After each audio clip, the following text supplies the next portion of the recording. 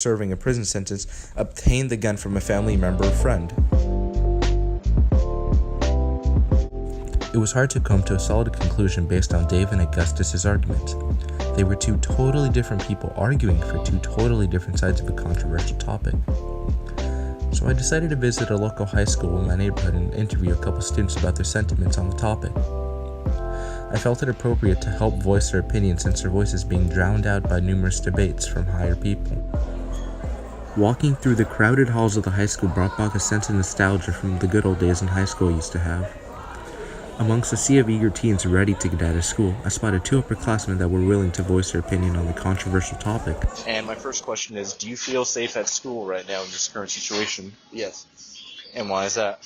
Because I feel like the measures the precautionary measures that have already been taken to this point have done enough to keep guns out of the hands of dangerous students. And although I feel like there's more to be done, what has been gun laws, especially in California so far, have done enough to keep us safe. Do you think gun control will actually work in regards to keeping students safe across the country? It's unclear because a lot of these individual cases are these individuals that shoot up schools. They have mental illnesses, and it's hard to keep guns out of hands of students that are determined to get them, especially when a mental illness is sort of exacerbating that problem. Okay, I see. So it's circumstantial, right? Yeah. Now, what would you say to someone who opposes gun control? Well, I'd encourage them to sort of look at it from the perspective that without an AR-15, Nicholas Cruz wouldn't have been able to kill as many people as he did. Without an AR-15, the Las Vegas shooter wouldn't have been able to kill as many people as they did. It's hard to measure exactly how gun control would prevent these individual instances, but semi-automatic weapons are exponentially more dangerous than and this is coming from someone who doesn't know a ton about guns, but I do know that automatic and even semi-automatic weapons can do exponentially more damage than that of just a handgun, and that banning AR-15s and other semi-automatic weapons and bump stocks will just getting those out of the hands of individuals who would shoot, whether schools or public places. I mean, that's just a good place to start. Thank you for your time. Indeed. Although only one student wished to be interviewed, I met a gun owner who seemed to support both sides of the debate, and he agreed to meet with me. Do you think guns should be completely banned? No, absolutely not. Why? Because unfortunately, you need a gun to protect your family and protect yourself. Then I see, in other countries they done that by, unfortunately, the criminals, they get guns on the black market, and you as a citizen, you have no access to get a gun to protect yourself and protect your family. Yeah, where have you seen this? I see that in Mexico, like 1975 and 76, they went with a major gun control. But look what it is now. They have so much criminals, and they all have huge weapons, and It's all controlled by like cartels, right? Well, it's controlled by the cartels and all the criminals, and they get all these big weapons to the black market, and ended up in the wrong hands, and all the citizens, they have nothing to defend themselves. So I don't think it's right. Do you think only citizens should be able to own guns, or what kind of gun should people be able to own? I think there should be a gun control. Everybody, like pistol or a handgun. I think that's pretty much it. You don't think it's necessary for people to have like automatic weapons or semi-automatic assault weapons? I don't think so. Then people is not going to war. It's just something to defend themselves. To protect themselves. What about the amendment that says people should be able to own guns? Shouldn't that let people to own guns if they want to go to war against their own government because they have the right, or it's not necessary anymore? I don't think it's necessary anymore. I think That was a different time. that was another times, and They all had the same weapons. and now I have a friends. They're police officers. They're on the sheriff. I mean, they're on the forces, and all the gangs, they had better weapons than them. So I asked one of my friends, how do they deal at night, with all these gang members?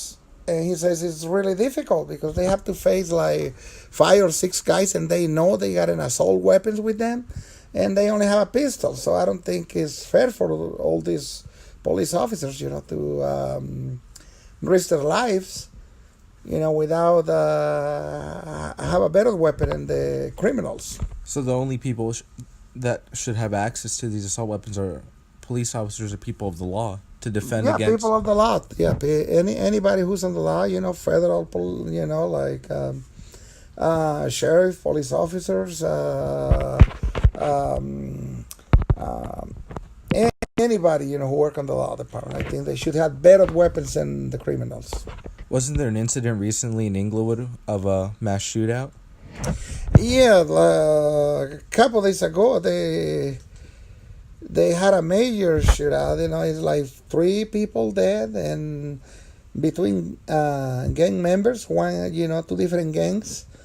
Then the police department from England, they have to call for help to El Segundo, Torrance, Manhattan Beach, because they couldn't control the situation. So I think it's totally wrong, when they have a single hand pistol or gun, and the other one got an assault rifles, and they got like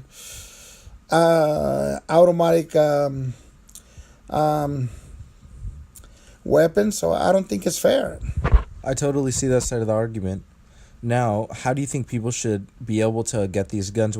What kind of new rules or regulations should be put in place? I totally agree. Like, it's got people have to be responsible, and I think to make it much safer, it's got to be a co-signer. If I'm gonna get a gun, somebody should be my co-signer. And if you're gonna get a gun, somebody gotta be the co-signer. So that way, we know, like, doesn't end the guns doesn't end up in anybody's hands, and crazy people, or and they blame it on mental disabilities, and they blame it on this. By that time, they already create a big mess, like the massive shooting. So I don't think it's right.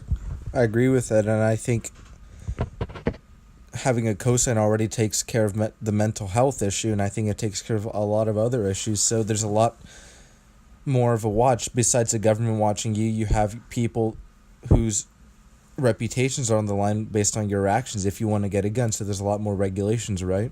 Yes, and I understand, like, the age. I don't think nobody. Just because they turn 18, they should be able to get a gun. I think it has to be older. I don't even agree on 20. If they turn 21 and they have to have a weapon, they need a weapon on that age. I mean, I believe weapons got to be handed by truly responsible adults to protect their homes and protect their families. By adults, like people who around 25 years old or older, because 25 years old, 24, 25 years old. Because their brains and their bodies are starting to fully develop and become a real adult, right? Yes, and I believe, like, having co-signers. You remember this massive shooting from Vegas? I mean, the guy was a wealthy man, 60.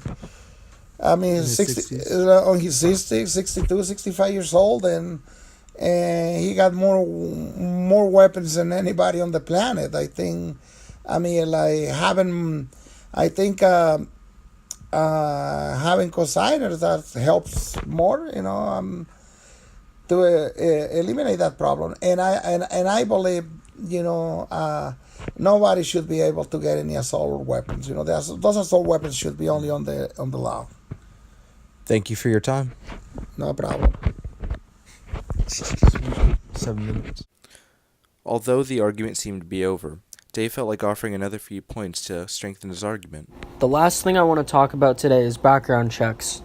According to a poll from February 20th earlier this year, 97% of American voters support universal background checks. 64% support a nationwide ban on assault weapons, and 83% support mandatory waiting periods on gun purchases. Right now, 40% of all gun sales do not require any type of background check at all. This is completely ridiculous. I'm sorry to castigate you two, but your tones have been increasingly austere, and we are running out of time quickly, so let us finish with the concluding statements from both of you. While I aspire that we can reach a definite conclusion, you are both an iota in this debate. People on both sides of this argument have begun to proliferate and disavow each other's opinions of each other, rather than coming to an agreement. You are definitely spot on, Hark. I agree with all your statements. Instead of using logos today, we have let our emotions take control over us, rather than coming to much of any type of understanding. I agree. This debate is the epitome of the modern arguments for and against gun control. While I do hope my argument stood out, and I have tried to conceal my emotions the best that I could, it is ultimately up to the listeners to derive their own opinions on the topic. Well said, Augustus. I hope my arguments have stood out today as well. For now, we must just agree to disagree and see how this endless debate continues. For KCORW, this has been Hart Morera in the Morning. Thank you for tuning in. See you at the same time next week. This podcast was brought to you by Subaru. Love, that's what makes a Subaru a Subaru. And the National Rifle Association. Visit our website at www.nra.org.